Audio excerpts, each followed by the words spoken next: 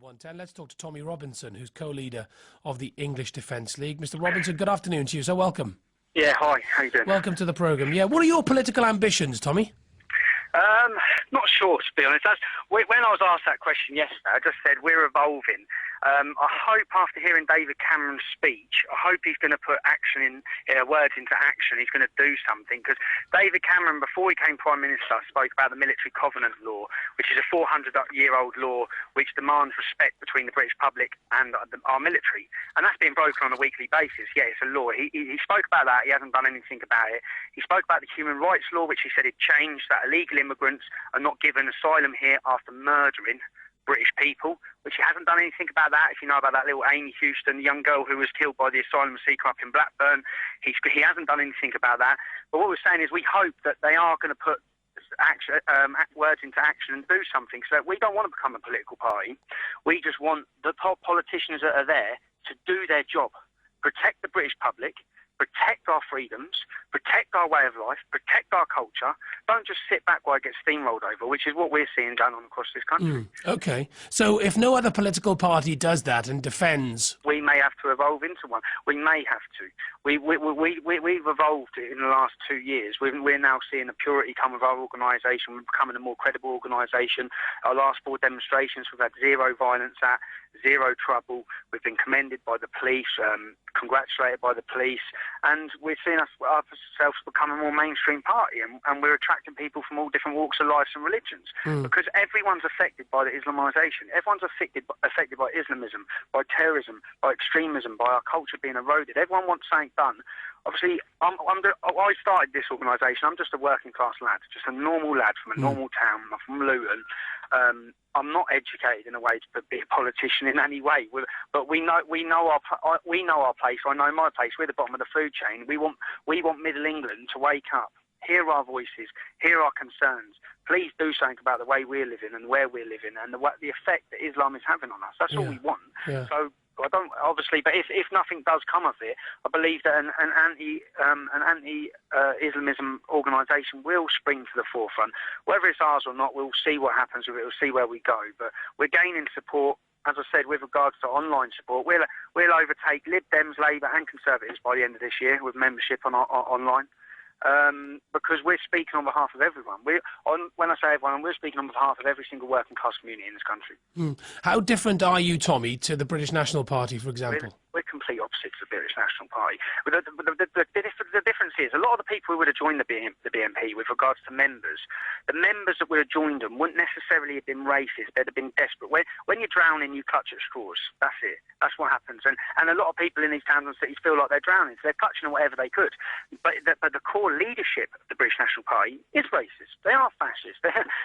Nick Griffin's a wrong 'un, and he's a completely wrong 'un in my eyes. And we are the opposite to him. I don't stand by him. Not when I've grown up in a multicultural town like Luton, and half my best mates are black. I know there's good and bad in everything, but the problems that are coming out in most of our communities are rooted to Islam and the Islamic community, and they're the ones we need tackling. And we need a fair and open debate where people aren't scared. And that's the difference. I'm coming out and saying it. Our members coming out and saying it. That's because I haven't got a job to lose, mate. I don't need no one's votes. It doesn't matter to me. I'm saying it for the love of my country, for the love of my future generations of youth. That's why we're saying it. With politicians, they're bound over. Even all the ones in major political parties, they're so treading on eggshells about what they say in case they offend certain people. But these things need saying. I'd just like to ask you that, Tommy, because I'm very grateful for you joining us, because it's very hard to get people from the English Defence League to talk on phone-in programmes like this one. I think people are genuinely confused about what you stand for. They're not genuinely confused. That's propagated by the media. That's a distortion of our truth. Okay.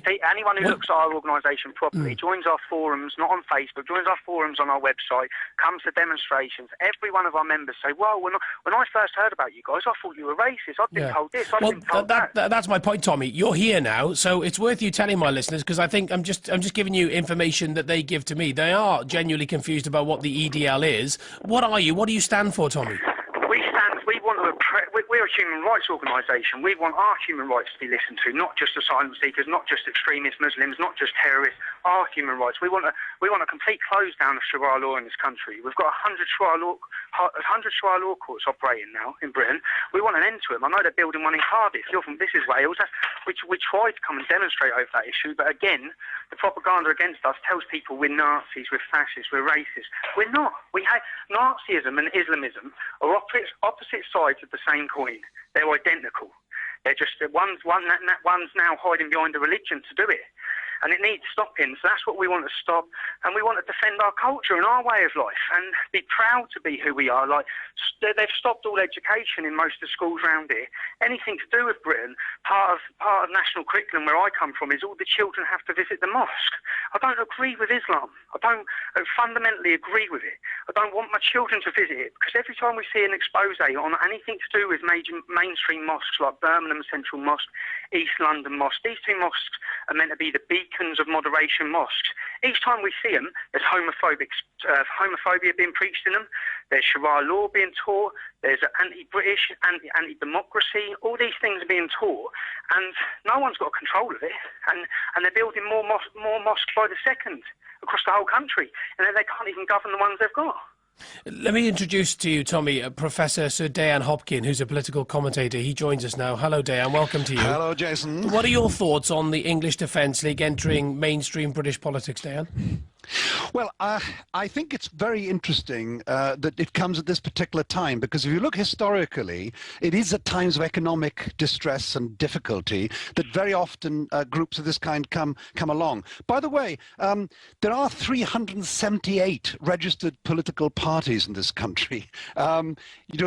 Adding yet another one, I think, may in fact pose quite a challenge for whoever's organising it. And quite a number of these, 10 in fact, are what you might call parties very similar in description, the Freedom Party, White Nationalist Party, and so on. Not suggesting that they are the same as the English Defence League, by the way. It was very intriguing to hear the way in which Tommy Robinson distances himself from other parties of that kind. However, what tends to happen is that when you do actually present yourself, and if you look at the website for the English Defence League, what you have is somebody with a mask and the St. George's flag on it. That will almost certainly attract to it people who may not be the people Tommy Robinson is referring to. Yeah, Tommy, do you understand that that's the difficulty that some people have with the English Defence League? Yeah, I do, but then I also understand the difficulty our supporters have with regards to their jobs. Many of them have lost their jobs just for being members of the English Defence League. The picture he's on about the mask, that's myself.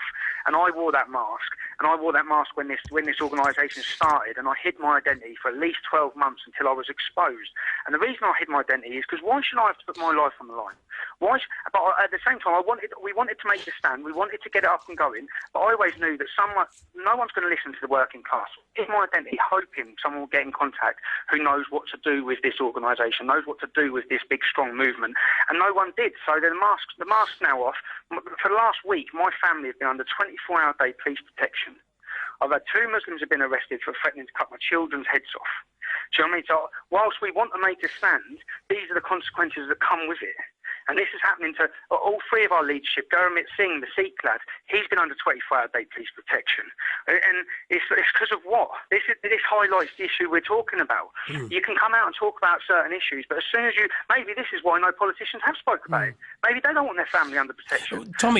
Tommy, we have spoken to Gurmit in the past. Do you regret then and getting rid of that mask? Do you regret going public, Tommy? Or is the cause that great to you? No, the cause is that great to me. I regret for the sake if you come and meet my missus who regularly cries in the evenings. I regret it because of that. Do you know what I mean? I regret it for the strain it's put on my parents and just all my immediate family. But I do believe this has to happen. And when I say it has to, I'm thinking of my children's future and their children's futures in future generations to come.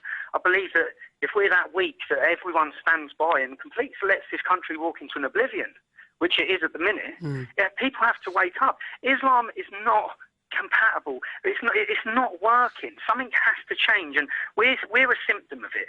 There's many different things that are coming out of it that are symptoms of it. Unless you get to the root cause of the problem, instead of trying to deal with all these symptoms, get to the root cause, tackle the root cause, and I believe the root cause is the teachings of Islam.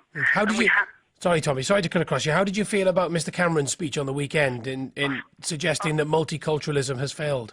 Personally, I think it's unfair to say multiculturalism failed. The reason why I think it is because there's many communities that have come to this country, the West Indian community, even now the Polish community, there's many different backgrounds that have come and they have integrated. Like, my parents were Irish immigrants. So, and that people have integrated into society. I think he needs to change the word multiculturalism to Islam. But that's the same thing. They broaden the argument. It's like we keep seeing Asian pimping gangs. Well, that you're broadening the argument again. It's not Asian pimping gangs. It's Muslim pimping gangs. So by saying multiculturalism failed, he should have come out and said Islam has failed in this country. It's failed to integrate. It's failed. Not obviously all followers of Islam, because there are some great Muslims. I know great Muslims in Luton. I know loads of them. But fundamentally, when they're taking that religion in a 7th century barbaric form, it's going to fail.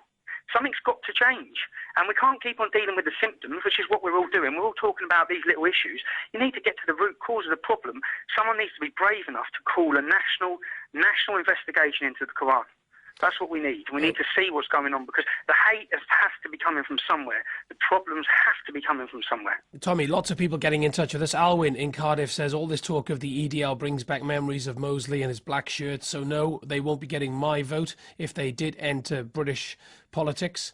Darren in Pendra, I would vote for the EDL, definitely. They have the courage to do what others don't, although they are accused of being racist and having racist elements. You didn't frankly have the balls to put country before party.